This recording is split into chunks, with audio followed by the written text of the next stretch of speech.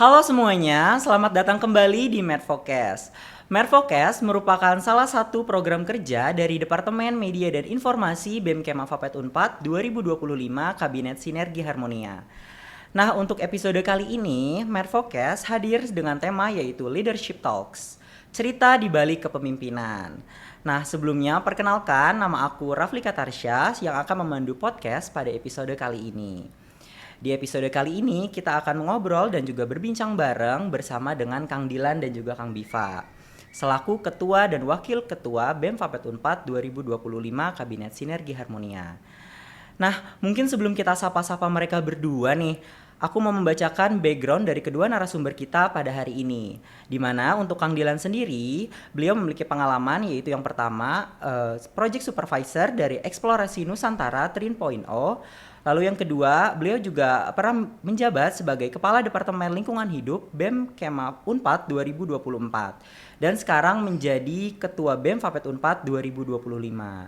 Nah, untuk Kang Biva sendiri, beliau merupakan Kepala Departemen Hubungan Eksternal BEM Fapet Unpad 2024 Kabinet Bangun Bersama.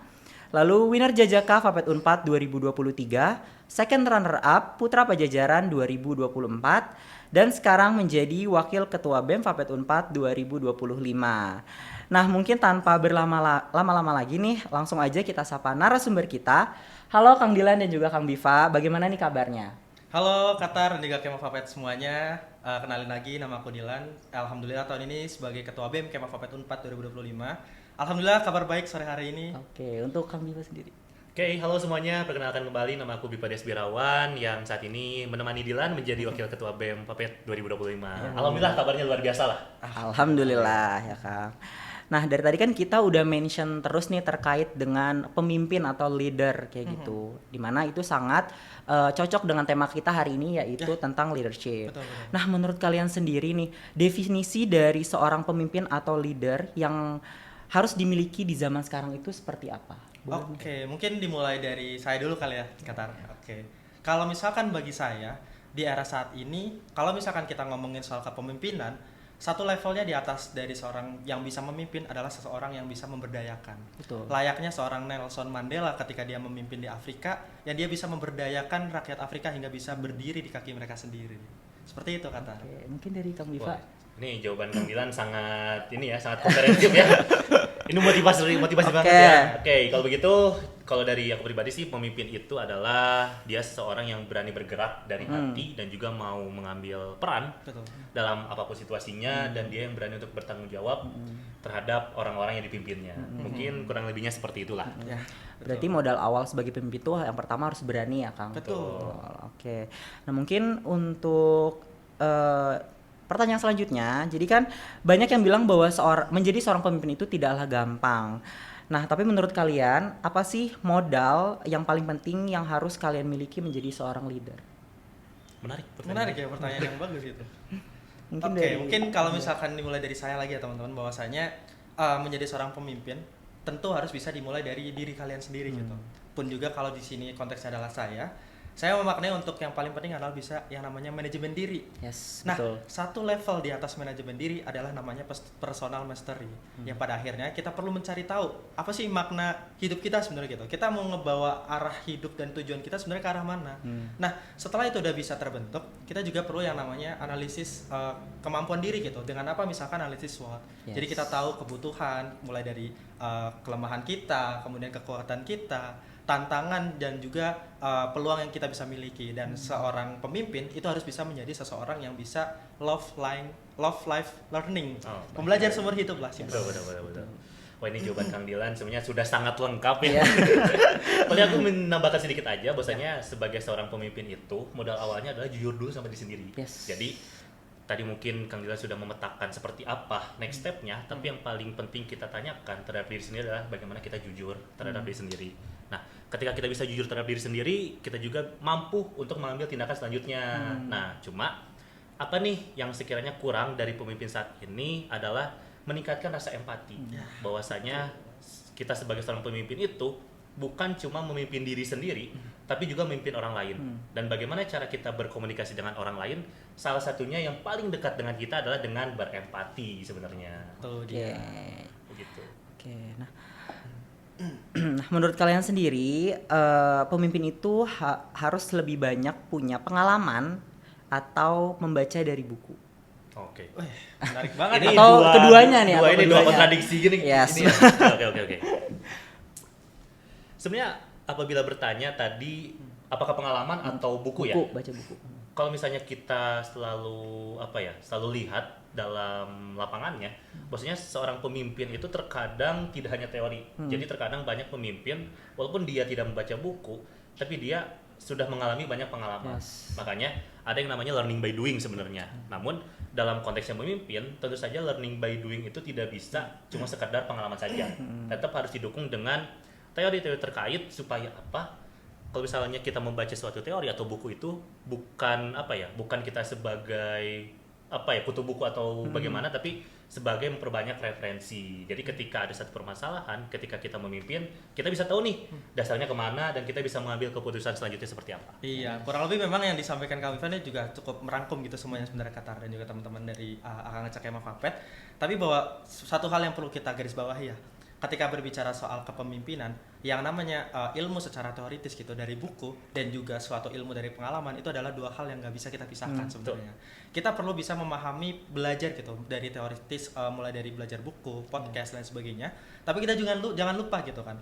Kadang yang mendewasakan kita ya pengalaman kita betul. sendiri gitu Ya, kan. betul. Barangkali sebelumnya kita pernah mendapatkan suatu kegagalan misalkan ataupun hal-hal yang sekiranya kurang mengenakan, yang itu akan bisa kita pelajari dan agar tidak bisa terulang di masa yang akan datang. Betul. Begitu kurang lebihnya. Jadi keduanya itu sama sangat penting ya, Iya, Kang? sama-sama Betul, penting betul. betul. Oke. Nah, menurut kalian sendiri nih, kadang kan menjadi seorang pemimpin itu harus mengambil sebuah keputusan. Ya. Nah, tetapi itu keputusan tersebut tidak disukai oleh banyak anggota dari kalian itu sendiri. Nah, menurut kalian bagaimana cara kalian untuk mengambil tindakan terkait dengan orang-orang yang ya kurang lebih tidak sukalah dengan keputusan kalian yang kalian putuskan? Oke, mungkin ini akan kita coba kaitkan ya Yes. jawabannya dengan budaya dari BEM Kema Fapet 4 tahun 2025 ini. Yang mana ada satu poin yang menarik. Kita selalu memaknai namanya HD goreng kubasa.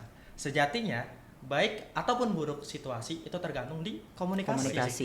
Nah, pada akhirnya kalau misalkan kita berbicara soal keputusan yang bijak adalah keputusan yang bisa kita komunikasikan kepada seluruh fungsionaris. Bahwasanya di sini kita bukan sebagai seorang bos, tapi kita sebagai seorang pemimpin yang harusnya bisa mendistribusikan setiap kebijakan ataupun keputusan-keputusan yang akan kita sampaikan kepada fungsionaris. Karena pada akhirnya yang ngejalin bukan hanya kita, Betul. bukan hanya pemimpin tertingginya gitu, tapi seluruh fungsionaris yang ada di BEM Kema Fapet 4 2025. Begitu kurang lebihnya. Oke. Untuk Kang Biva sendiri kira-kira gimana? Lebih lanjut tadi apabila membahas mengenai HD goreng kubasa, sebenarnya ada lagi. Kita sebagai pemimpin apabila kita sudah mengambil satu keputusan, jangan lupa untuk mendengarkan feedback sebenarnya. Yes. Jadi walaupun keputusan kita tidak didengar atau misalnya kontra lah oleh banyak orang atau fungsionaris kita jangan berkecil hati sebagai pemimpin. Tapi justru itu peluang kita untuk lebih mendengar lagi, lebih empati lagi, dan juga pengen tahu nih pandangan dari teman-teman fungsionaris atau kema seluruhnya inginnya seperti apa. Nah, ketika kita bisa merangkum, jadi apa yang kita ambil keputusannya semoga bisa bermanfaat buat kedepannya lah. Ya, Gitu. amin. Betul. Oke. Oke, jadi emang untuk kepemimpinan ini sendiri terkhusus di BEM Kema Fapet Unpad memang kita harus adanya feedback ya, Kang. Ya. Betul. Feedback. Nah, oke, mungkin ke next pertanyaan aja ya, Kang. Jadi di era yang serba cepat saat ini dan juga penuh dengan distraksi, bagaimana cara kalian sebagai seorang pemimpin itu bisa menghubungkannya secara relevan gitu, relevan dan juga mudah untuk didengar oleh tim maupun anggota kalian? Oke, ini sebenarnya pertanyaan yang seru juga ya. Seru. Menarik gitu kalau misalkan kita berbicara soal hidup gitu ya di era disrupsi ataupun era yang mana Serba cepat. serba cepat lah bisa dibilang gitu. Yang mana kita harus pertama bersikap yang namanya agility, tangkas gitu. Kita harus peka dulu terhadap perubahan-perubahan yang ada. Kemudian kalau misalkan yang tadi sudah disampaikan gitu, saya tipikal orang yang memang harus bisa menjadi pembelajar seumur hidup. Ketika kita ada ilmu-ilmu baru ya kita coba pelajari. Kita ada yang namanya metode benchmarking gitu kan. Jadi kalau misalkan ternyata di universitas lain ataupun di negara lain bahkan ternyata punya suatu metode yang lebih masif gitu ya, yang betul. lebih keren ya, kenapa kita nggak belajar dari mereka? Nah, begitu kurang lebihnya ketika kita coba untuk pelajari, lalu lagi kita coba komunikasikan dan sebarkan Ya. hal-hal positif tersebut, metode-metode yang baik tersebut kepada fungsionaris-fungsionaris kita. Ya. Jadi tadi kalau Kang Dilan membahas mengenai secara menyeluruhnya, sebenarnya tadi bisa dikaitkan dengan pertanyaan sebelumnya. Jadi ketika kita mau adaptif sebagai seorang pemimpin, kita juga harus berbanyak lagi nih baca bukunya, referensinya, literasinya, dan juga bagaimana membaca berita ataupun melihat sosok sebagai pemimpin itu seperti apa. Jadi ketika kita ada satu ekosistem pemimpinan, kita bisa tahu nih dan kita coba buat lebih mudah dalam adaptasi. Yang penting satu sih, kalau bahasa Sunda tuh jangan adigung lah, jangan keras kepala gitu kalau misalnya Bener-bener. untuk adaptasi dalam suatu zaman kayak Iya. gitu. Tapi Itu intinya bukan juga dulu. harus Ya. empati ya. Betul, Ya. sepakat. Sepakat. Oke.